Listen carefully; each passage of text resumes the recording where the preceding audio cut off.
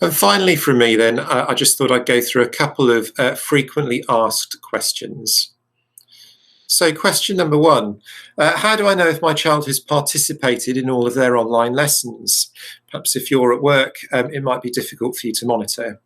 We will use the class charts button to notify parents of any children who are not participating regularly, unless we're aware that they're ill and therefore that's not why they're joining.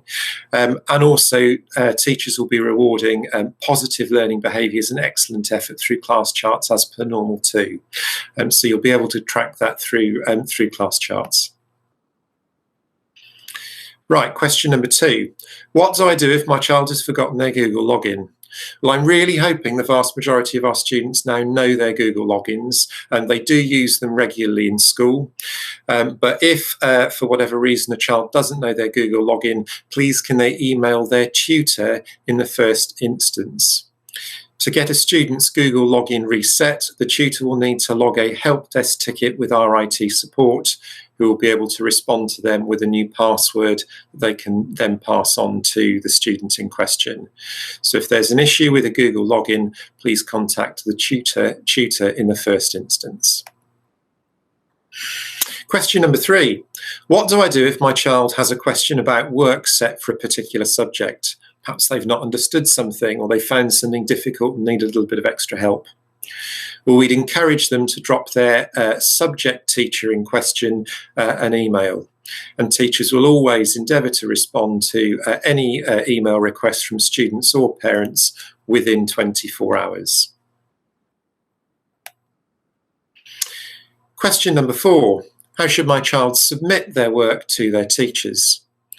Well, they should either submit their work by email or by turning it in via Google Classroom. If they've completed work on paper at home, that is absolutely fine. We'd encourage them to take a quick photo of the work on their phone and then send or upload it to Google Classroom. Question number five, what do I do if my child has a more general question about online learning? In which case, again, we would encourage you to contact your child's tutor in the first instance, and they will do everything they can to help you. If you still have a question or for whatever reason the tutor's not been able to solve the inquiry, please contact the head of year. And our final FAQ, question number six, I do not have the technology at home for my child to access online lessons. What should I do?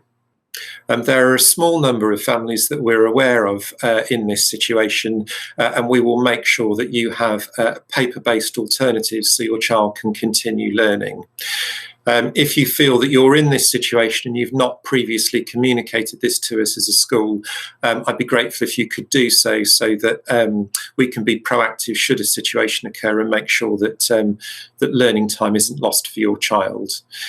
So if you feel you do not have the technology at home for your child to access online lessons, I'd be grateful if you could contact your child's head of year so we can make sure that their name is on our list for paper-based alternatives to be sent.